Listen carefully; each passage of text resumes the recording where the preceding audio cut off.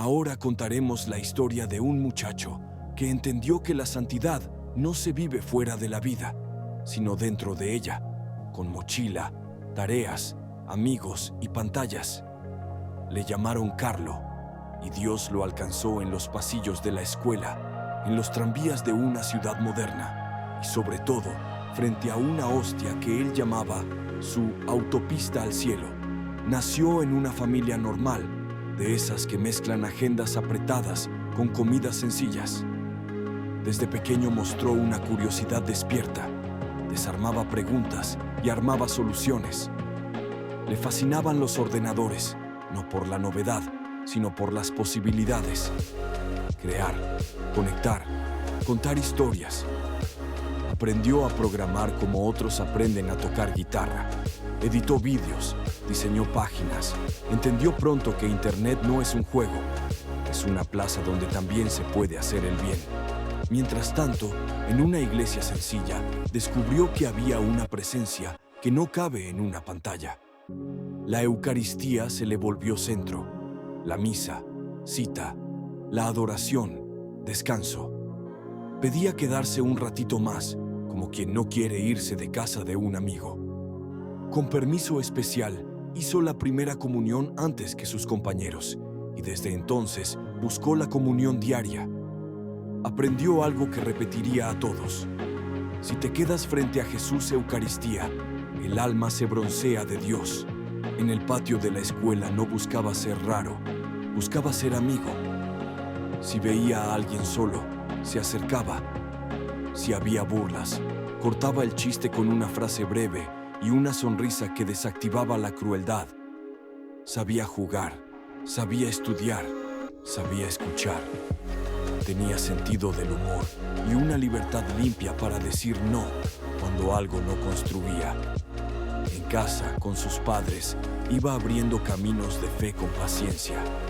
Nada impuesto, mucho propuesto, todo vivido. Las pantallas no le robaron el corazón, se lo pusieron en las manos. Con su talento digital empezó un proyecto que parecía demasiado grande para un adolescente. Documentar y difundir milagros eucarísticos por todo el mundo. Buscó fuentes, seleccionó material, programó una web, diseñó paneles de una exposición itinerante. Su meta no era verse, era que otros vieran a Cristo. Por eso cuidaba los detalles. Mapas claros, fotos limpias, historias verificadas, rutas para que parroquias y colegios pudieran montar la muestra sin complicaciones. Donde llegaba la exposición, se abrían ojos y se encendían lámparas. No se quedó en lo digital. En su agenda, al lado de los códigos, había nombres.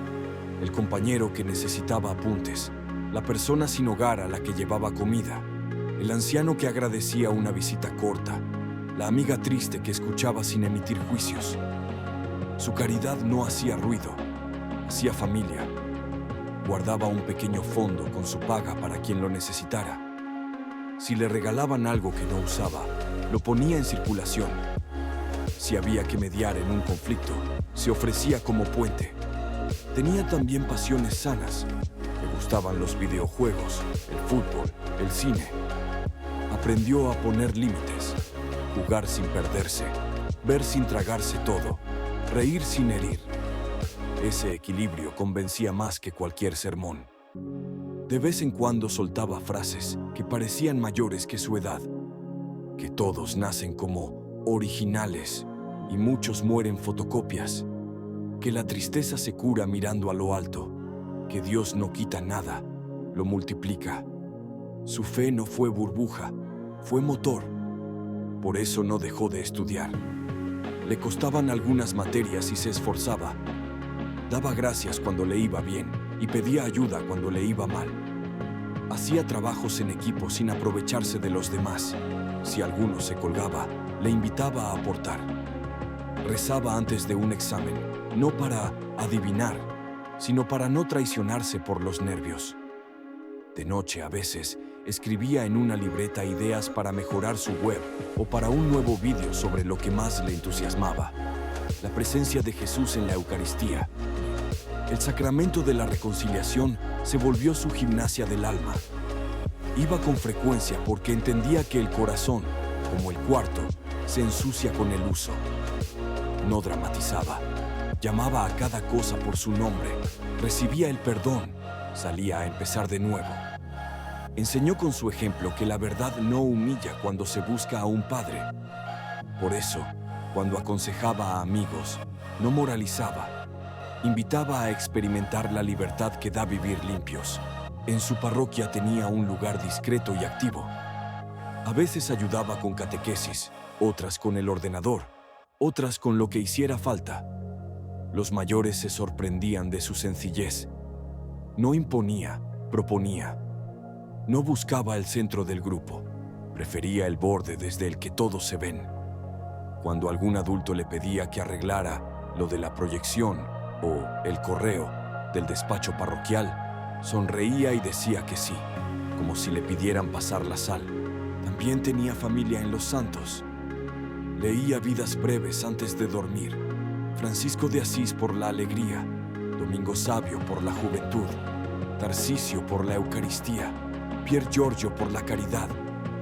No los imitaba copiando gestos, los dejaba contagiarle el corazón.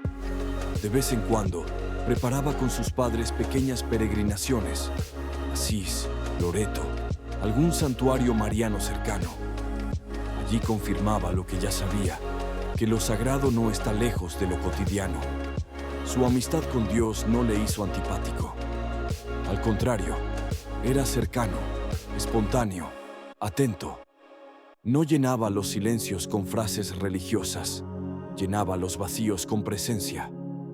Cuando un amigo le contaba un problema, buscaba soluciones concretas. Hablemos con el profe, vamos a tu casa, te paso mis apuntes, te acompaño al médico. Y cuando el problema rebasaba, decía lo que sostenía su propia vida. Mañana vamos a misa y lo ponemos en el altar. A medida que su proyecto digital crecía, también crecían los comentarios. Unos aplaudían, otros se burlaban, algunos criticaban. Carlo aprendió a filtrar, escuchar lo que ayuda y borrar lo que hiere sin construir. Respondía con respeto, pedía perdón si se había equivocado, corregía un dato si hacía falta. Sabía que en Internet, como en la calle, se salvan las obras y se pierden las peleas. Su web no era un podio, era un puente. Había además en su vida pequeños hábitos que se hicieron grandes. Ofrecer el día al despertarse, agradecer al acostarse, una breve visita a Jesús Eucaristía al pasar frente a una iglesia, una jaculatoria cuando el miedo golpeaba.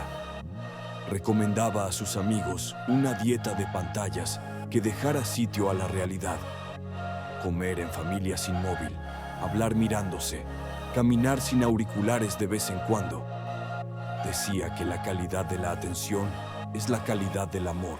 Sus padres vieron que en su hijo se estaba gestando algo serio y hermoso. No lo aislaron, lo acompañaron. Preguntaban, proponían, discernían juntos. Algún sacerdote amigo ayudó a poner nombre a lo que vivía. No era obsesión, era vocación bautismal bien llevada. Así, su casa se convirtió en un laboratorio de fe normal. Tareas, risas, películas, amigos que pasan, un rosario de vez en cuando, una misa los domingos, una ayuda concreta para alguien que lo necesitaba. Nadie imaginaba que su camino sería tan corto en años y tan largo en fruto.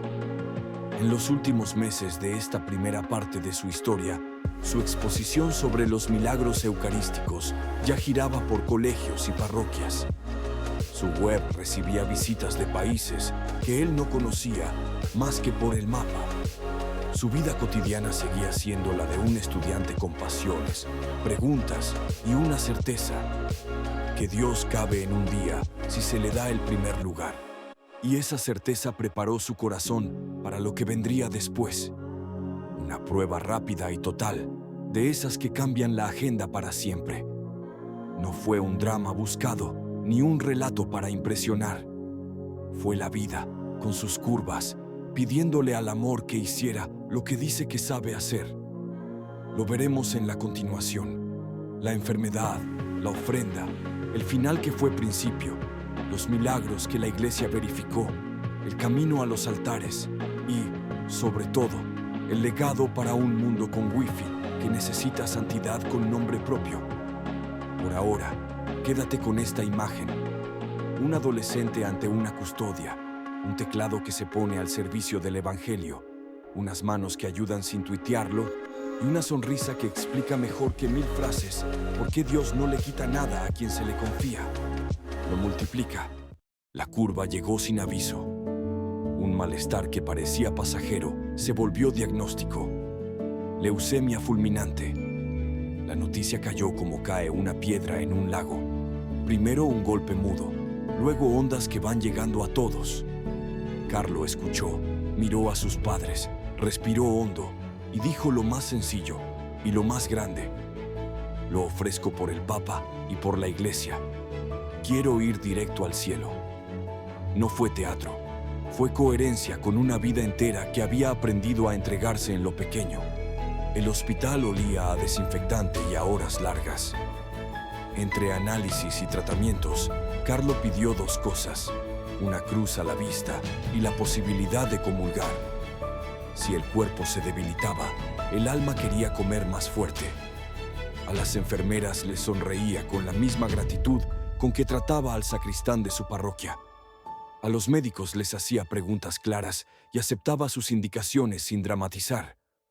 Hubo dolor, hubo miedo, hubo lágrimas, hubo, sobre todo, confianza. Cuando los suyos se quebraban, él sostenía: Dios nos crea originales, no dejemos que el miedo nos haga fotocopias. Su habitación se volvió capilla y aula. Rezaba por quienes sufrían más que él, pedía fuerza para sus padres, ofrecía cada pinchazo por un amigo que se alejaba de la fe, por un sacerdote cansado, por un compañero enfermo. A veces dormía con el rosario en la mano, otras pedía que le leyeran el Evangelio, otras cerraba los ojos como quien se deja bañar por una luz que no viene de la ventana. En alguna tarde lenta, dijo una frase que quedó como testamento: la Eucaristía es mi autopista al cielo. El final llegó rápido y con paz. Tenía 15 años, un proyecto digital que ya caminaba solo y una historia que apenas empezaba a contarse. Sus padres, rotos y sostenidos a la vez, confirmaron lo que habían visto siempre: que Dios no le había quitado nada, se lo había dado del todo. Las manos que tantas veces habían tecleado por amor quedaron en silencio. El cielo que tantas veces había visitado desde el banco de una iglesia se abrió como se abre una puerta esperada. Entonces comenzó el otro lado de su misión. Su tumba en Asís se convirtió en semáforo verde para miles. Jóvenes que venían con mochilas y dudas, familias con lágrimas muy concretas, sacerdotes buscando respirar, estudiantes que necesitaban un empujón hacia lo verdadero.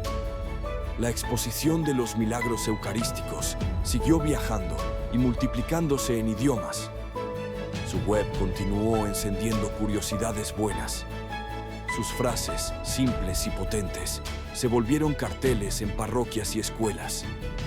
Quienes lo conocieron empezaron a contar lo que habían visto: su trato con Jesús Eucaristía, su caridad sin marketing, su equilibrio con las pantallas, su alegría sin artificio. Y quienes no lo conocieron, pero fueron tocados por su intercesión, comenzaron a contar lo que habían vivido: consuelos, cambios de rumbo, decisiones de volver a misa, reconciliaciones, conversiones discretas y también curaciones que desbordaban explicación. La Iglesia, Madre prudente, escuchó con cuidado, verificó historias, descartó exageraciones, pidió documentos, interrogó médicos, separó devoción de dato. Un primer caso, en Brasil, puso en el mapa una curación ligada a su intercesión. Años después, otro caso, una joven con hemorragia cerebral en Florencia por un accidente. encendió la esperanza de que el cielo confirmaba lo que la tierra ya intuía, que aquel muchacho podía ser propuesto como modelo y compañero de camino. El 2020 trajo su beatificación, el 2024 el reconocimiento del segundo milagro, el 2025 su elevación a los altares como San Carlo Acutis. No por marketing, sino por misericordia de Dios, certificada con lupa. USCCB Plus 3 Vatican News Plus 3 USCCB Plus 3. La alegría de esos días no fue fanfarria, fue familia. En plazas y parroquias se rezó, se cantó y se dio gracias. Muchos jóvenes se sintieron mirados sin regaño y llamados sin presión. Si él pudo, yo también. Muchos adultos entendieron que la santidad de sus hijos no consiste en alejarlos del mundo, sino en enseñarles a vivir dentro del mundo con el corazón en Dios. Muchos sacerdotes y catequistas hallaron en su historia un lenguaje sencillo para hablar de lo esencial en tiempos de prisa. Pero el verdadero impacto no se mide por titulares. Se mide por historias anónimas que hoy están ocurriendo. Un grupo de adoración que nació en un campus y no se apaga. Una familia que decidió un día a la semana cenar sin pantallas y hablar de verdad. Un chaval que desinstaló lo que lo esclavizaba y llenó ese hueco con servicio. Una parroquia que abrió una hora más de confesiones y se quedó corta. Un voluntariado tech que ayuda a mayores a entrar en la vida digital con respeto. Una catequesis que usa lo mejor de la red sin entregar el corazón a sus trampas. El legado de Carlo no es usar Internet para cosas de fe y ya. Es algo más profundo. Consagrar la atención. Elegir a quién le damos la mirada. Con qué criterio filtramos, qué compartimos, qué dejamos fuera, cuánto tiempo entregamos. Su regla práctica sirve hoy como mapa. Eucaristía al centro, confesión frecuente, misa dominical y diaria si es posible. Caridad concreta semanal, estudio serio, descanso sano, deporte que ordena y no domina, pantallas útiles y no dueñas, amistad verdadera, humor limpio. Cuando le preguntaban cómo hacía para organizar su día, respondía sin complicarlo. Primero Dios, lo demás cae en su sitio. A veces lo dibujan con una laptop y una custodia. Es un buen resumen. Tecnología y fe, razón y amor, herramienta y fin. No se trata de idolatrar la red ni de demonizarla, sino de bautizar su uso. Por eso, su exposición de milagros eucarísticos no fue nostalgia medieval. Fue actualización viva del Dios con nosotros en tiempos de fibra óptica.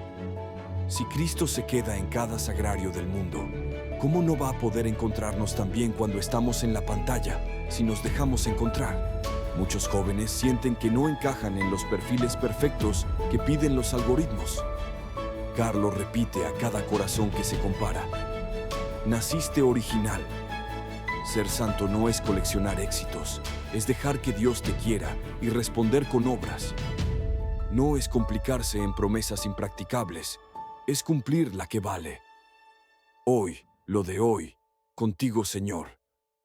No es rehuir la fragilidad, es entregarla para que se vuelva camino. Sus padres, que lo vieron crecer y partir, hoy son testigos de un amor que rescató su propio matrimonio y fortaleció su fe. Cuentan con sencillez cómo el Hijo les empujó hacia la misa diaria, hacia la reconciliación, hacia la caridad concreta. Ellos, que sabían de viajes y de agenda, aprendieron de su propio Hijo a no postergar lo esencial. Esa escuela de casa es una de las lecciones más poderosas de esta historia. Los hijos también evangelizan a los padres cuando el amor es de verdad. Y Asís, que abrazó a Francisco con su pobreza alegre, abrazó también a este chico de vaqueros y sudadera que quiso vivir lo mismo en clave de siglo XXI. Libertad para el bien, sencillez que no posa, alegría que no niega la cruz. Por eso su tumba no es monumento frío, es fuente. Los peregrinos llegan, miran, rezan, respiran y vuelven a su vida con una tarea. Haz de tu día un algoritmo de santidad. Si hoy tú quieres caminar este camino, no empieces por todo, empieza por algo. Un día a la semana de adoración, una confesión bien hecha este mes, una misa entre semana cuando puedas, un rato de lectura del Evangelio al amanecer o antes de dormir, un servicio concreto y estable, acompañar a un anciano, dar clases de apoyo, ayudar en un comedor, enseñar a usar un móvil a quien no puede. Pon una regla para tu pantalla, sin móvil en la mesa, sin pantallas en la primera y última hora del día, sin contenidos que tratan a otros como objetos. Y, sobre todo, reserva la mejor parte para Dios. Lo que no se agenda, no existe. Puede que pienses que esta historia es demasiado alta para ti. Entonces mira el detalle. Carlo no fue monje ni sacerdote, no fundó nada, no viajó por todo el mundo, no escribió tratados. Fue hijo, amigo, estudiante, catequista, voluntario, programador aficionado, adorador. En esa normalidad, Dios hizo lo que hace cuando se le deja, santidad. Y cuando la santidad es así, común y alta a la vez, convence. Antes de terminar, una palabra para quienes llevan una herida, una enfermedad propia, un duelo reciente, un miedo que no se va. Carlo no te ofrece frases mágicas, te ofrece su propia experiencia. Ofrecer no es resignarse, es amar desde donde duele. Pide ayuda, cuídate, sigue el tratamiento, busca terapia si hace falta y a la vez ofrece. Esa matemática secreta multiplica el sentido donde parece no haberlo. La iglesia lo miró, examinó su vida y sus milagros y dijo lo que hoy repetimos con alegría. San Carlo Acutis. No para ponerlo en un pedestal, sino para tenerlo cerca como hermano mayor. Y si quieres una última imagen que te acompañe, toma esta. Una custodia como sol, un teclado como puente, una mochila como altar y un muchacho que camina ligero porque ya eligió a quién amar primero. Con esa elección, todo lo demás encuentra lugar. Con esa elección, también tú puedes empezar hoy.